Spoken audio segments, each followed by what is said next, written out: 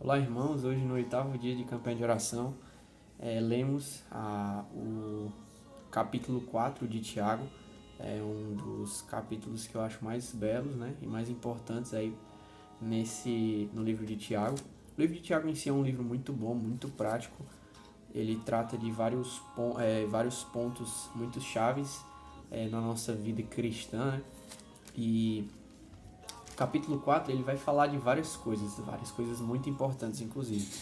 Primeiro ele vai tratar sobre a questão da origem de contendas, depois ele vai tratar sobre a questão da nossa amizade para com o mundo, a nossa amizade para com Deus, e depois a forma como a gente deve se relacionar, certo, com Deus. Depois ele fala do julgamento de uns irmãos para com os outros, né, um julgamento errado, e a falibilidade dos projetos humanos, dos planos humanos. Então, ele primeiro começa, né, perguntando de onde é que surgem as contendas, de onde é que surgem as guerras, as brigas, as dissensões entre vós. Por acaso não é da malícia, dos desejos egoístas que procedem da carne, que procedem do coração humano? Ele diz, né, cobiçai nada tendes, matais, invejais, e nada podeis obter. Viveis a lutar e fazer guerras, mas nada tendes porque não pedis. E as coisas que vocês pedem mal, porque são pedidos para esbanjar os vossos próprios prazeres, ou seja, são pedidos errados, pedidos pecaminosos. E aí depois, né, ele em contrapartida com o que ele fala, essa questão da contaminação com o pecado do mundo, né, das dissensões dessas guerras, ele fala: infiéis, vocês não compreendem, vocês não entendem que a amizade do mundo é inimiga de Deus? Aquele, pois, que quiser ser amigo do mundo, constitui-se inimigo de Deus. Então, um amigo do mundo aqui é o quê? Uma pessoa que quer desfrutar dos prazeres mundanos, prazeres pecaminosos, prazeres carnais. Aí ele fala, né? Ou supondes que em vão afirma a Escritura? Eu achei muito belo e muito interessante isso aqui. Ele fala: é com ciúme que anseia, que por nós anseia o Espírito que ele fez habitar em vós. Ou seja, o Espírito Santo tem ciúme, ele anseia por nós, ele não quer dividir o espaço dele com ninguém, ele não quer ter que dividir esse espaço com, por exemplo, a nossa amizade com o mundo, não. O Espírito Santo é ciumento sim nesse sentido, né? No ciúme, claro, ciúme aqui não ciúme santo, né? Não é aquele ciúme nosso pecaminoso que às vezes a gente só quer tomar para si e tudo mais. A gente poderia até fazer algum tipo de análise, mas a ideia aqui é que ele não quer dividir com ninguém esse espaço, a nossa vida no caso, né? E ele fala, antes ele dá maior graça, porque diz, Deus resiste aos soberbos, mas dá graça aos humildes. E aqui vem um trecho que eu considero o mais importante do capítulo. Sujeitai-vos, portanto, a Deus, mas resisti ao diabo e ele fugirá de vós. Chegai-vos a Deus e ele se chegará a vós outros. Purificai as mãos, ó pecadores, e vós que sois de ânimo dobre, limpai o coração. Afligi-vos, lamentai e chorai, converta-se o vosso riso em pranto e a vossa alegria em tristeza. Humilhai-vos na presença do Senhor e ele vos exaltará.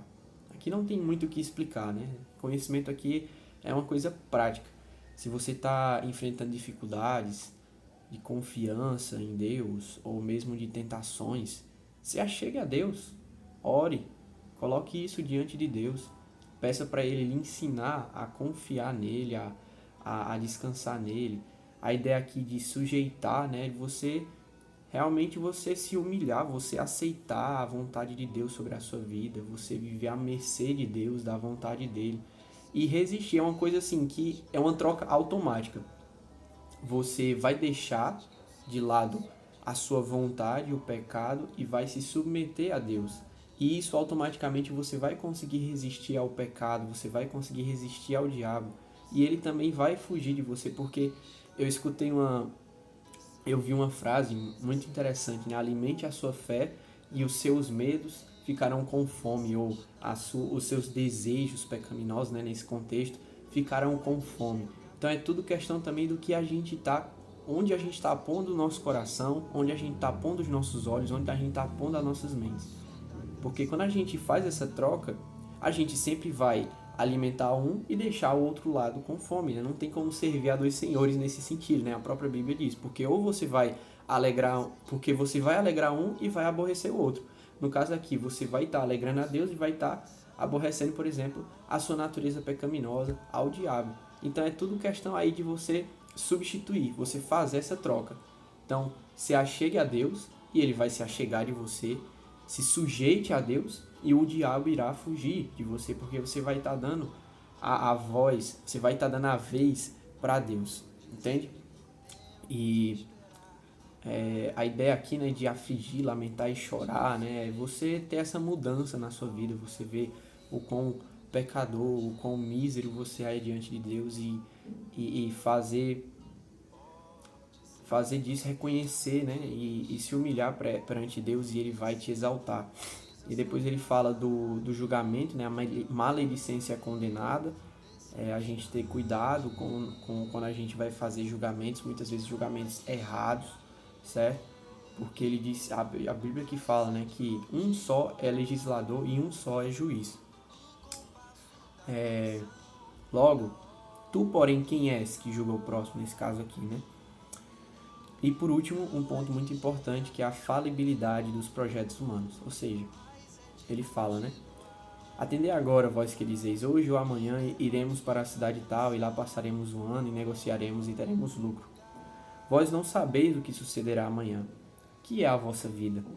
Sois apenas como neblina que aparece por um instante e logo se dissipa. Em vez disso, deveríeis dizer, se o Senhor quiser, não só viveremos, como também faremos isto ou aquilo. Ou seja, a gente também se submeter a Deus quanto aos nossos planos, porque caso a gente não esteja fazendo isso, a gente vai estar sendo orgulhoso, a gente vai estar sendo soberbo, a gente vai estar sendo egoísta, porque a gente vai estar alimentando o nosso eu pecaminoso, os nossos prazeres.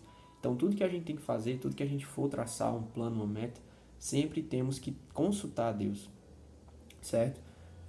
Para que possamos obter, né, a vontade dele e a concretização. Muitas vezes nós não obtemos a concretização dos nossos planos porque eles não são alinhados à vontade de Deus, né? Muitas vezes são alinhados somente à nossa vontade pecaminosa. Então,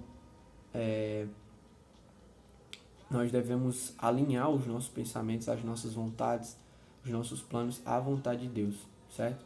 E assim nós estaremos procedendo da maneira correta, porque caso não, nós estaremos sendo soberbos. E o que é que ele fala? Deus resiste aos soberbos, mas dá graça aos humildes. Então, que nós possamos estar aplicando tudo isso na nossa vida, fortalecendo o nosso Espírito Santo, né? Porque ele não gosta de dividir lugar com ninguém, certo? Então, que Deus possa estar te abençoando e até mais.